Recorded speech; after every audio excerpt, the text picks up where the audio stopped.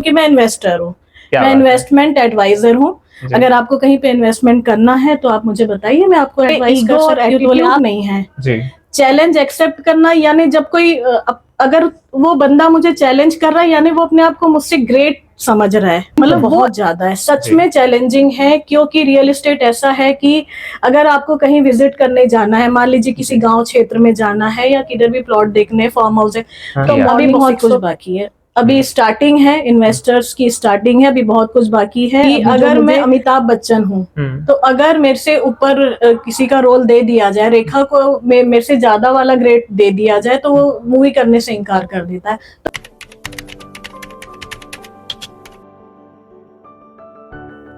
नमस्कार दोस्तों, मैं हूं प्रवीण और आप देख रहे हैं द सीक्रेट ऑफ बिजनेसमैन। दोस्तों, हमारे समाज में जब कोई महिला सशक्त बनती है तो पूरा समाज सशक्त बनता है। एक महिला उद्यमी जब सफल बनती है तो कईयों के लिए प्रेरणा स्रोत बन जाती है, क्योंकि कई महिलाएं उससे प्रेरित होकर के आगे की ओर अपनी दिशा को मोड़ देती हैं। दोस्तों, एक महिला का समाज में सशक्त होना और उसका अलग रास्ते पर सशक्त होना, मतलब एक नई राह का चुनना, कई दृष्टिकोण से लोगों को सोचने पर विवश करता है। दोस्तों, मैं आज जिस महिला के साथ आपसे रूबरू कराने जा रहा हूं वो एक ऐसी शख्सियत हैं जिन्होंने कई महिलाओं के लिए वो प्रेरणा स्रोत तो है ही, साथ में वो एक सफल उद्यमी है, वो एक समाज सेविका हैं। दोस्तों, उनके बारे में आपको बताते हुए मुझे ये खुशी हो रही है कि उन्होंने जो रास्ता चुना है वो रास्ता संघर्ष भरा है, और जब भी कोई महिला संघर्ष भरे रास्ते को चुनती है तो लोग उसकी कहानी को बहुत ही आत्ममुक्त होकर के बहुत ही शानदार तरीके से सुनना चाहते हैं। आज जिस विमेन से हम मिलने जा रहे हैं, महिला सक्सेस से मिलने जा रहे हैं, वो है पायल नागरानी मैम। तो आइए हम उनसे रूबरू होते हैं। सबसे पहले नमस्कार मैम। नमस्कार। कैसी हैं मैम आप? ठीक हूँ, आप कैसे हैं? बहुत ही बढ़िया मैम, बहुत ही बढ़िया। हाँ मैम, हमारे जैसे दर्शक यहाँ पर होते हैं और वो जनरली हम यहाँ बात जो करते हैं वो बिजनेस की चर्चाएं करते हैं। हाँ जी। तो मैम, मैं आपसे ये जानना चाहता हूँ कि आपकी बिजनेस जर्नी कैसे स्टार्ट हुई? एक्चुअली बिजनेस पहले तो मेरा अलग था, क्लॉथ का बिजनेस था, हमारा शोरूम था किड्स वेयर मेंस वेयर का जी। उसमें उतना प्रॉफिट मुझे कुछ दिखाई नहीं दिया, बल्कि हम लॉस पे जाते जा रहे थे, क्रेडिट बढ़ता गया, लॉस होता गया। तो जब ऐसी सिचुएशन थी तो मैंने सोचा थोड़ा चेंज किया जाए जी। पर क्या चेंज किया जाए, मुझे बहुत जल्दी अर्निंग मतलब चाहिए था कि वो जो मेरा लॉस हुआ है वो कैसे मैं कवर कर पाऊंगी। तो हमारे यहाँ एक बंदा ऐसे ही बैठा प्लॉटिंग की बातें कर रहा था, मेरे शॉप पे ही बात कर रहा था, ये प्लॉट बेचना है, वो प्लॉट बेचना है, ऐसा करना है, वैसा करना है। मैं बड़े ध्यान से सुन रही थी। फिर मैंने बोला, यार तुम लोग कैसे कर लेते हो? बोले, अरे मैडम ये औरतों का काम नहीं है। अच्छा, तो वो मेरे लिए बहुत चैलेंजिंग हो जाता है जब कोई ऐसी बात करता है ना कि अरे मैडम ये औरतों का काम नहीं है। अच्छा, तो फिर मेरे अंदर फिर ये आ गई कि अब ये औरतों का काम नहीं है बोल रहा है तो फिर अब तो उसको करके दिखाना ही पड़ेगा। क्या बात है। फिर मैंने उससे पूछा कि कैसे, कहाँ करते हो आप लोग? तो बताया उसने, ऐसा ऐसा साइड है, ये है वो। अब मैं साइड वाइड का नाम बताऊंगी तो वो एडवर्टाइजमेंट हो जाएगा, बट उसने अपना साइड बताया, ऐसा है, ये है, हम लोग ऐसा करते हैं, वैसा करते हैं। वो अपनी एक भूमिका बताता गया कि हम लोग ऐसा वर्किंग करते हैं जी। तो मैंने फिर उससे कहा कि मुझे वो प्लॉट लेना है, चलो मुझे वो प्लॉट दिखा दो। मैं गई, वहां साइड पे गई, प्लॉट देखा मैंने। प्लॉट वाकई में बहुत अच्छा था, लेने लायक था। छोटा सा प्लॉट था, 1000 स्क्वायर फीट का था।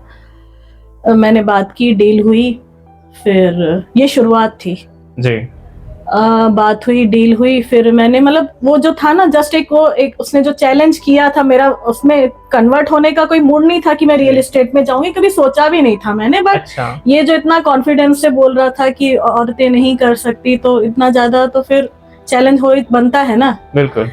तो फिर जब वो 1000 स्क्वायर फीट प्लॉट की बात चली, हमने आपस में बात की, तब मुझे बिल्कुल आइडिया नहीं, उस पर भी मैंने उसको ऑफर दे दिया। जितने पैसे मेरे पास थे उतने ही मैंने उसको बोल दिया, मेरे पास इतने पैसे में तुझे ये प्लॉट देना है तो दे, नहीं तो फिर मैं नहीं लेती। तो मैं बोला ना औरतों का नहीं है, रहने दीजिए। चलिए, फिर उसने आई जाई बात कर ली। नेक्स्ट डे आके बोलता है, मैम आज रजिस्ट्री करवाओगे? मैंने बोला हाँ मैं बिल्कुल करवा लूंगी, क्योंकि थे ना मैं जितने थे मैंने उतनी ही बात की थी। तो मैंने रजिस्ट्री करा ली और वो प्रॉफिटेबल रेट पे ही मुझे मिला था। उसे एक्चुअली पैसों की जरूरत थी जी। तो उसने मार्केट रेट से कम में मुझे वो प्लॉट दिया था जी। मुझे कुछ कुछ आइडियाज आते गए, मुझे समझ में आ गया, टेक्निक आ गया कि करना क्या है। फिर जब भी मैं इस फील्ड में लोगों से इस रियल एस्टेट के बारे में बात करती तो ऑलमोस्ट पहला तो ऐसे ही रहता था, आप रियल एस्टेट का करते हो, मतलब एकदम शॉकिंग, रियल एस्टेट ब्रोकर हो क्या? मैंने बोला भाई ब्रोकर जहाँ पे होती है डीलिंग वाली तो वो चलिए वहां भी मान लेते हैं, पर फिलहाल मैं सोचती हूँ कि मैं इन्वेस्टर हूँ, मैं इन्वेस्टमेंट एडवाइजर हूँ। अगर आपको कहीं पे इन्वेस्टमेंट करना है तो आप मुझे बताइए, मैं आपको एडवाइस कर सकती हूँ। तो बोले आप एडवाइस करेंगी? फिर ये दूसरा चैलेंज आ गया, दूसरे बंदे ने ये चैलेंज कर दिया, आप मुझे एडवाइस करेंगी? मैंने बोला कर सकती हूँ, बताइए आपका कैसा क्या है। तो वो पार्टी थी राजनांदगांव की जी। उनको चाहिए था कि मुझे ऐसा इन्वेस्टमेंट करना है कि मुझे इस पे रेंट ज्यादा है। तो फिर बहुत सर्चिंग करनी पड़ी, पूरा रायपुर खाक मांस, मतलब कि भाई जितना उसने इन्वेस्टमेंट किया है उसका, इन लोगों की कंडीशन होती है एक्चुअली जो इन्वेस्टर्स रहते हैं कि मुझे इसका 75% आना चाहिए, मुझे इसका 50% आना चाहिए, मुझे इसका 80% आना चाहिए अमाउंट का जी। तो मैंने बहुत सारी चीजें सर्च की जिसमें से एक दो ही मुझे लगा कि हाँ इसमें इसको 75 to 80% इंटरेस्ट आ सकता है। मैंने उनको बताया तो काफी खुश हो गए, बोले मैं 3 महीने से प्रॉपर्टी सर्च कर रहा हूँ रायपुर में और आपकी प्रॉपर्टी है क्या? मैंने बोली जिसकी भी है आपको मिल गई ना, चलिए आपकी डील करवा देते हैं। तो जैसे जैसे ये डील्स होती गई फिर तो 1 by 1 फिर वो जो शुरू हुआ तो फिर वो चलता गया। फिर मैं वो अपने बिजनेस को भूल गई जो मेरा रेडीमेड गारमेंट्स का था, मैंने क्लोज किया क्योंकि उसमें बहुत क्रेडिट बांटनी पड़ती थी और हम लोग वसूली वाले तो है नहीं कि जा जाके एक से वसूली करें। बिल्कुल। तो ये काम अच्छा था, सम्मानीय था और जो फर्स्ट रियल एस्टेट वुमेन का जो अवार्ड भी मुझे ही मिला था। क्या बात है। तो फिर उसके बाद धीरे धीरे और भी लड़कियां आई, फीमेल्स आई इस बिजनेस में, और जो भी मुझसे कभी भी आती थी पूछती थी ऐसा वैसा, मैं बिल्कुल गाइड करती हूँ। बिल्कुल मैं चाहती हूँ कि जो लोग चैलेंज करते हैं वो औरतें चैलेंज एक्सेप्ट करें और डरे नहीं कि ये फील्ड ऐसा वो फील्ड ऐसा, इसमें बदनामी होगी उसमें बदनामी। तो देखिए औरत ने अगर घर की दहलीज पार की है तो उसको मेंटली प्रिपेयर्ड होना है कि तुम बदनाम। अच्छा। तुमने दहलीज पार की यानी तुम बदनाम। तो उस चीज की आपको बिल्कुल कभी भी परवाह करनी नहीं है। ठीक है। पायल नागरानी जी को चैलेंज लेने का जो स्वभाव है वो कैसे विकसित हुआ? मतलब एक क्योंकि हमारी जो विमेन्स होती हैं वो कई बार घबरा जाती हैं किसी निर्णय लेने में। नहीं देखिए ये कैसे विकसित हुआ? देखिए ये ईगो और एटीट्यूड नहीं है जी। चैलेंज एक्सेप्ट करना यानी जब कोई अगर वो बंदा मुझे चैलेंज कर रहा है यानी वो अपने आप को मुझसे ग्रेट समझ रहा है, मतलब वो एटीट्यूड दिखा रहा है जी। वो मुझे पसंद नहीं है। क्या बात। सरल हूँ, सरल होना मेरा स्वभाव है, मेरी मजबूरी नहीं है। क्या बात। बट अगर तुम मुझे एटीट्यूड दिखाते हो तो फिर जवाब देना तो बनता है ना। बहुत बढ़िया, बहुत बढ़िया। मैम रियल एस्टेट के जो बिजनेस में है जो है, आप कैसे विमेन को कैसे देख रही हैं कि कैसा है उनका फ्यूचर रियल एस्टेट? देखिए चैलेंजिंग तो बहुत ज्यादा है, सच में चैलेंजिंग है, क्योंकि रियल एस्टेट ऐसा है कि अगर आपको कहीं विजिट करने जाना है, मान लीजिए किसी गांव क्षेत्र में जाना है या किधर भी प्लॉट देखने, फार्म हाउस है, तो मॉर्निंग 6 o'clock आपको निकलना है। कभी भी कॉल आ जाता है, एनी टाइम कॉल आ जाता है, सुबह 5 बजे भी आपके पास कॉल आ सकता है। तो समर्पण भी है, हर काम में समर्पण है। जहाँ आप मेहनत और समर्पण की भावना दिखाते हो वहां सक्सेस होना तय है।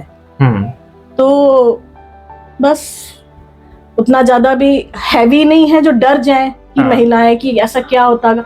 बोल्ड रहना है, बोल्ड रहना बहुत ज्यादा जरूरी है। खुद को ऐसा रखो कि सामने वाला बोलने से पहले थोड़ा कतराए कि मैं बोलूं या ना बोलूं। अच्छा, एक रियल एस्टेट के सेक्टर में आना क्या बिजनेस के दृष्टिकोण से फायदेमंद है मैम? फायदेमंद था, इसलिए मैं आई, क्योंकि इसमें ऐसा है कि देखिए मैं सिंगल मदर हूँ जी। तो मुझे सिंगल पेरेंट्स के हिसाब से मुझे अपने बच्चों को भी देखना है, घर को भी देखना है। मैं टोटल वर्किंग पे तो अपना फोकस, मतलब ऐसा नहीं ना कि मैं नौकरी भी नहीं कर सकती कि सुबह से शाम तक मैं नौकरी करूं, या अगर मैं शॉप खोलती हूँ तो उसमें भी मुझे सुबह से शाम तक का टाइम देना पड़ता है। बच्चे छोटे हों बड़े हो जाएं, पर बच्चों को माँ की जरूरत पड़ती है। जो काम मेरा है, जो मेरे बच्चों के लिए मेरा दायित्व है, वो मुझे ही पूरा करना है जी। तो इसके लिए मुझे पार्ट टाइम काम तो चाहिए था। नेटवर्किंग वगैरह भी मैंने देखा तो नेटवर्किंग कंपनियां भी बाहर की हैं, कभी भी बंद हो सकती हैं। मुझे ऐसा था कि थोड़ा मेरा फैमिली के लिए भी काम हो मैं टाइम दे पाऊँ, फ्रीडम हो, फ्रीडम के साथ साथ मैं कोई काम करूं जिसमें अर्निंग भी अच्छी हो, क्योंकि बच्चे उस टाइम पे बहुत छोटे थे। आज तो मेरे दोनों बच्चे स्टेबल हैं, बट उस टाइम पे बहुत छोटे थे। तो ये मुझे ठीक लगा कि अगर हमारा मंथ में 1-2 डील भी होता है तो दाल रोटी तो निकल ही आती है। क्या बात है। एक विमेन के लिए या एक युवा साथी के लिए अगर रियल एस्टेट में आ रहा है कोई, तो उसके लिए पहला कदम क्या उठाना चाहिए, पहला कदम क्या उसे करना चाहिए? देखिए, पहला कदम और दूसरा कदम नहीं है। अगर अब हमको कोई छोटा ऑप्शन भी मिलता है, रेंटल भी मिलता है कि कभी हमारे आसपास कहीं पे बोर्ड लगा हुआ है कि रेंट पे देना है, तो आप जाके मकान मालिक से बात कीजिए। मतलब काम इतना कठिन भी नहीं है, और आज तो यूट्यूब पे हर चीजों की ट्रेनिंग हो ही रही है। तो रियल एस्टेट कोई इतना भी टफ नहीं है कि हर कोई कर सकता है। अपने काम के साथ साथ आप अपने बिजनेस को कर सकते हो, आप अपनी नौकरी के साथ भी रियल एस्टेट का काम कर सकते हो। अच्छा मैम, जैसे अभी सोशल मीडिया का समय आ गया है, तो सोशल मीडिया में बहुत सारे जो साइट्स रहते हैं उसमें लोग विजिट कर लेते हैं, कई बार फेक रहते हैं। मैंने देखा, मैं जब एक बार सोशल साइट पे ऐसा ऑपरेट कर रही थी, तब मैंने देखा 1-2 साइट्स है 13 लाख में मकान और 15 लाख में मकान। तो मुझे तो पता है ना, इस जगह पे 15 लाख और 13, आज 19 साल हो गए हैं मुझे, तो मुझे तो इतना तो दिमाग में है कि वहां पर ये 13 लाख में मकान दे रहा है, कौन सा मकान दे रहा होगा। मैंने कॉल किया बायर बन के, फोन ही पिक नहीं हुआ। अच्छा। तो हमेशा जरूरी नहीं है कि जो मीडिया में आपको दिखाया जाए, जो सोशल साइट्स पे आ रहा है, वो सच्चाई दिखाई जा रही है। अच्छा मैम, ऑफलाइन काम करने में और ऑनलाइन काम करने में, रियल एस्टेट के काम में खासकर, इसमें बेहतर कौन है और क्यों बेहतर है? ऑफलाइन ज्यादा बेहतर है। सबसे पहले तो देखिए, आज हम जो डिपेंड है वो अपने ओल्ड कस्टमर, ओल्ड क्लाइंट्स पे ही है, कि जो एक विश्वास बन जाता है। हमने विश्वास कमाया है, हमने पैसे उतने ज्यादा नहीं कमाए, हमने विश्वास कमाया कि हमारा क्लाइंट आज भी अगर उसको किसी चीज की जरूरत पड़ती है, छोटा काम हो चाहे बड़ा काम हो। एक तो मैं ये नहीं देखती रेंटल है 2000-5000 का रेंट पे घर चढ़ाना है तो मुझे वो नहीं करना है। मेरे लिए कोई भी काम बड़ा और छोटा नहीं है। तो अगर कोई भी डील है, अगर हमारे कॉन्टेक्ट्स अच्छे हैं, हमारे संबंध अच्छे हैं क्लाइंट्स के साथ, तो ऑफलाइन ही ज्यादा बेटर है। ऑनलाइन का कितना भरोसा किया जाए बताइए, जो चीजें दिखती हैं वो होती नहीं है। बिल्कुल। मैम, जैसे हम जब बिजनेस की बात करते हैं, तो एज अ बिजनेसमैन आपका जो सीक्रेट है वो क्या है? पेशेंस। बहुत इस काम में आपको इतना पेशेंस रखना पड़ता है ना, कि कई बार इंसान को लगता है कि छोड़ यार, कौन करे, फालतू है। मतलब आप जिस जगह पे 50 बार चक्कर लगाते हो, 91 में हुआ तो हुआ, नहीं तो वो डील कोई और ले जाता है। कई बार आपका कमीशन सामने वाला खा जाता है। मैंने हर उतार चढ़ाव का सामना किया, तो अब इतना तो पता है कि सामने वाला कमीशन देगा या न देगा, अब वो पहचान हो गई है जी। तो एक इन्वेस्टर के रूप में आप कैसे देखते हैं अपने आप को कि अभी मैं कितनी सफल हुई हूँ और कितनी यात्रा बाकी है? अभी बहुत कुछ बाकी है, अभी स्टार्टिंग है, इन्वेस्टर्स की स्टार्टिंग है, अभी बहुत कुछ बाकी है। अभी जो मुझे सफलता चाहिए उससे मैं बहुत दूर हूँ अभी मैं, बट मेरा प्रयास जारी रहेगा, मरते दम तक जारी रहेगा। और मुझे यकीन है कि मैं जिस मंजिल को देख रही हूँ वो मैं वहां तक पहुंचूंगी। मैम, आप कहाँ तक देख रही हैं अपने मंजिल को? बस एक बिल्डर के रूप में, कॉलोनाइजर के रूप में। अच्छा, हाँ जी। तो आप कितनी कॉलोनी विकसित करना चाहती हैं छत्तीसगढ़ में? जितनी हो जाए, और मेरी टीम में सारी महिलाएं ही होंगी। क्या बात है, क्या बात है, ये बहुत अच्छी बात हाँ कही आप। मेरा उद्देश्य यही है। अभी मैंने बहुत लोगों को ट्रेनिंग देना स्टार्ट भी कर दिया है जी। तो मेरा जो आगे का जो ड्रीम प्रोजेक्ट यही है कि पूरी टीम हमारी महिलाओं की ही टीम होगी। अच्छा, महिलाओं के। अच्छा मैम, समाज में जो महिलाएं आगे बढ़ती सकती है, उसमें पुरुषों का भी क्या योगदान होता है और कितना योगदान आपको करते हैं पुरुष? या देखिए, पुरुष वर्ग को हम एकदम से नकार नहीं सकते। अगर कोई पुरुष वर्ग आपको हेल्प कर रहा है तो वो निस्वार्थ भी हेल्प करता है। अगर आप में सच्चाई है, अगर एक पुरुष देख रहा है कि आप वाकई में मेहनती हो, आपके अंदर सच्चाई है, तो बहुत अच्छा सपोर्टर साबित होता है। मेरे साथ भी हुआ है, मेरे बहुत ही अच्छे लोग थे जो मुझे सपोर्ट किए। कहीं ना कहीं देखिए, हम नहीं बोल सकते कि मैं अकेले संघर्ष की, अकेले आगे बढ़ी, नहीं। बहुत से पुरुष मित्र रहे, मेरे भाई रहे, सभी ने मुझे बहुत सपोर्ट किया। और बिल्कुल इधर उधर की बातों पे ध्यान नहीं देते हुए आप आगे बढ़ो, हम लोग आपके साथ हैं। मैम, रियल एस्टेट तभी हो पाया। Yes ma'am. Real estate ma'am कितने करोड़ का बिजनेस है? मतलब कितने करोड़ तक कमाया जा सकता है? आप सोच भी नहीं सकते। आप छत्तीसगढ़ खरीद सकते हो रियल एस्टेट में, अगर आप सक्सेस हो गए तो। अच्छा, बहुत ही अच्छा मैम, बहुत अच्छा लगा। मैम, ऐसे कौन से बिल्डर हैं या ऐसे कौन से उद्योगपति हैं जिनसे आप प्रेरित होती हैं? देखिए अभी तक महिला बिल्डर तो कोई है नहीं, अगर होती तो मैं जरूर नाम लेती, ऐसा नहीं कि मैं ईगो में हूँ कि मैं किसी को अपना आइडल ना मानूं, तो अगर कोई महिला होती तो जरूर मैं उनको अपना आइडल मानती। तो शायद अगर मैं बन जाती हूँ तो मैं लोगों की आइडल हो जाऊं। क्या बात है, तो बहुत सुंदर, बहुत हाँ सुंदर। हमें आशा है मैम आप कई लोगों की प्रेरणा स्रोत बनेंगी और इस YouTube प्लेटफॉर्म के माध्यम से। देखिए कोशिश तो मैं करूंगी, कोशिश तो मैं करती रहूंगी। अब आगे ऊपर वाले की मर्जी के बिना तो पत्ता नहीं हिल सकता है। हाँ, तो ऊपर वाले की मर्जी भी चलती है मैम, जब अपने स्वार्थ भाव से अपना काम करते रहते हैं। हाँ जी, बस मैं यही बोलूंगी कि ऊपर वाले की मर्जी पे ही है जी। तो मैम एक विमेन के रूप में, एक समाज के रूप में आप देख रही हैं, आपका और इतर काम क्या है मैम? इसके अलावा और क्या काम करती हैं? इसके अलावा सामाजिक गतिविधियां जैसे इवेंट्स और प्रमोशन भी मैं उन महिलाओं को देती हूं जो बहुत अच्छा काम कर रही हैं लेकिन उनको बेहतर मंच नहीं मिल पाता। अच्छा। तो जैसा कि मैंने बोला, रियल एस्टेट का काम ऐसा है कि आप अपने लिए समय बचा सकते हैं, आप अपने परिवार के लिए, अपने एम के लिए, अपने जो और भी शौक हैं उनको आप कंप्लीट कर सकते हैं। तो इवेंट्स, प्रमोशन, सिंगिंग मुझे पसंद है। और उन लोगों को प्रमोट करती हूँ कि जो महिलाएं अच्छा कर रही हैं फिर भी वो मंच नहीं, बच्चे हैं, बुजुर्ग हैं। आप देखेंगे अगर मेरी प्रोफाइल तो पिछले 19-20 सालों में मैंने ऐसे भी कुछ अनोखे यहाँ पे स्टेज दिए हैं जो काफी खुश होते हैं लोग। जैसे कोहिनूर जो अवार्ड होता है, रो पड़ते हैं क्योंकि छत्तीसगढ़ है, बहुत सीधे भोले भाले लोग हैं। इनके लिए एक ड्रीम प्रोजेक्ट होता है कि वो जब आईफा अवार्ड और बड़े बड़े अवार्ड शो देखते हैं तो अरे हम लोग कब पहुंच पाएंगे वहां पे, और यहाँ पे वैसा उनको मंच मिल जाता है तो बड़े खुश होते हैं। तो उनके चेहरे की खुशी देख के ही मुझे बहुत अच्छा लगता है। तो इस टाइप के मैं अवार्ड शो भी करवाती हूँ यहाँ पे रायपुर में। बहुत ही बढ़िया मैम। मैम मैं जैसे आपने कहा कि आपको गायकी पसंद है, तो मैम क्या आप हमारे लिए 2 लाइन गा सकते हैं? यही सवाल था क्या? नहीं, ये सवाल तो नहीं था। तो जो टॉपिक चल रहा है, जो मैं ड्रीम देख रही हूँ, उस पे ही 2 लाइन गुनगुना देती हूँ। बिल्कुल मैम। इतनी शक्ति हमें दे न दाता, मन का विश्वास कमजोर होना, हम चले नेक रास्ते पे हमसे भूल कर भी कोई भूल होना। क्या बात है मैम, बहुत ही सुंदर राग के साथ आपने गाया है, कोशिश की है। बहुत ही सुंदर है मैम, बहुत ही सुंदर है। और मैम ये बहुत ही सवाल अभी गंभीरता से लिया जा रहा है कि विमेन जो है हमारे कई सफल उद्यमी अभी बन रही हैं और उन सफल उद्यमियों में बहुत सारे नाम हैं, बहुत सारी कंपनियों को संचालित कर रही हैं। तो एक विमेन का समाज में आगे बढ़ना आपके दृष्टिकोण से कितना जरूरी है? एक महिला होने के नाते तो मैं तो बहुत ज्यादा ही जरूर, मैं तो बोलूंगी कि हर वो पद महिलाओं को दे दिया जाए कि जो वो डिजर्व करती हैं। हर पद पे अगर आज महिलाएं होंगी तो जितनी महिलाओं का आज शोषण हो रहा है, कई बार महिलाओं को पीछे धकेलने की कोशिश की जाती है, तो शायद वो सारी वारदातें ना हो, सब कुछ अच्छा चलता रहे। महिलाओं को हर फील्ड में देखना चाहती हूँ मैं, बहुत ही बढ़िया। हर छोटी बड़ी फील्ड में मैं चाहती हूँ महिलाएं आगे बढ़े। बिल्कुल मैम, एक नायक के रूप में एक महिला को प्रस्तुत नहीं, बहुत ही हमारा समाज या हमारा बॉलीवुड समाज हो या कहीं भी जो पिक्चर बनती हैं, महिलाओं को एक नायक के रूप में प्रस्तुत नहीं किया जाता।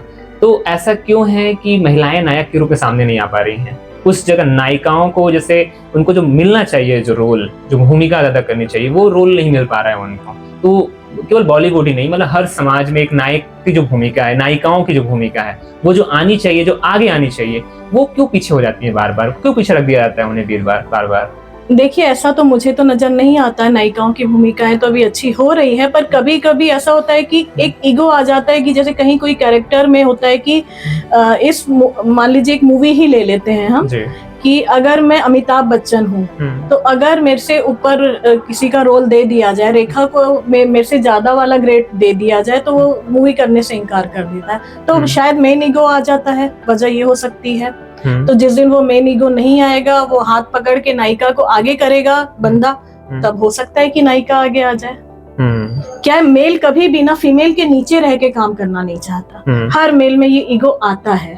तो अब उससे तो टकराया नहीं जा सकता, पर अपन को इतना डबल पावरफुल कर दो कि मेल अगर नहीं भी है, जैसा कि मैंने अभी आपको बोला कि मेरी टीम में सब महिलाएं होंगी। क्यों बोला मैंने? क्योंकि मुझे पता है कि कोई मेल मेरे अंडर में क्यों काम करेगा। है ना, उन मेल को तो ये रहेगा कि मैं आगे जाऊं, अच्छा, मेरे अंडर में महिलाएं काम करें, वो उनसे बर्दाश्त हो जाएगा। बट आप समझ रहे हैं ना कि मैं क्या कहना चाह रही हूँ। बिल्कुल बिल्कुल बिल्कुल। अगर टीम ही पूरी महिलाओं की होगी तो फिर वो मेल वाला रोल ही नहीं रहेगा। जब तुमने मेल वाला रोल कर लिया तो हम भी फीमेल वाला रोल करेंगे, पूरी मूवी बनाएंगे जिसमें सिर्फ फीमेल होगी। अरे वाह, क्या बात है, क्या बात है मैम। मैम अभी रियल एस्टेट जो बिजनेस है उसमें महिलाओं की कितने % भागीदारी है और कितने % और भागीदारी बढ़नी चाहिए? देखिए 50% हो गई है आज की डेट में। अच्छा, हाँ जी, आज की डेट में मुझे बहुत अच्छा लगता है जब मैं देखती हूँ सोशल साइट्स पे भी कि महिलाएं आगे बढ़ रही हैं, आगे आ रही। हो सकता है मेरे से पहले कोई और बिल्डर आगे खड़ी हो जाए और मुझे खुशी होगी, मुझे खुशी होगी कि मेरे से पहले कोई आगे पहुंच जाए। और मैं चाहती भी हूँ कि इस फील्ड पे कोई महिला आए, आगे बढ़े। आप किस उद्योगपति को अपना रोल मॉडल मानते हैं? रतन टाटा जी को। क्यों मैम? बस वो जिस हिसाब से जो उनकी सादगी थी जी, वो मतलब उस बंदे को देख के कोई नहीं कह सकता था कि ये इतने करोड़ों में खेलने वाला इंसान होगा। और जो वो बारिश में भीगते हुए लोगों की वजह से नैनो कार का जो उन्होंने स्टार्टिंग किया, तो कहीं ना कहीं देखिए एक बिजनेसमैन होने के साथ साथ एक अंदर में आत्मीयता होना, इंसानियत होना बहुत जरूरी है। आप टोटल अगर बिजनेसमैन होते हो तो भी आप सिर्फ पैसे ही कमा पाते हो, तो सिर्फ पैसा कमाना हमारा उद्देश्य नहीं होना चाहिए। लोग कमाइए, लोगों के चेहरे पे मुस्कान लाइए, खुद भी हंसिए, दूसरों को भी हंसाइए। क्या बात है। तो क्या मिलता है लोगों को खुश करने से या लोगों के आगे बढ़ने से? अगर मैं ही सिर्फ अगर अपने दृष्टिकोण से, स्वार्थी दृष्टिकोण से सोचूं कि मैं ही बस आगे बढ़ूं, तो उससे क्या हो जाएगा? और मैं अगर सोच रहा हूँ 10 लोगों का मैं भला करके सोचूं तो शायद हो सकता है तो फिर इस पूरी दुनिया में मैं ही रह जाऊंगी, तो मैं अकेली बोर नहीं हो जाऊंगी। अच्छा, लेकिन बहुत सारे लोग तो ऐसा सोचते हैं मैम। तो जो लोग सोचते हैं वो लोग मैं में खत्म हो जाते हैं। बकरी मैं करती है, गले छुरी चलाती है, मैना करती है, सबके मन को भाती है। क्या बात है मैम।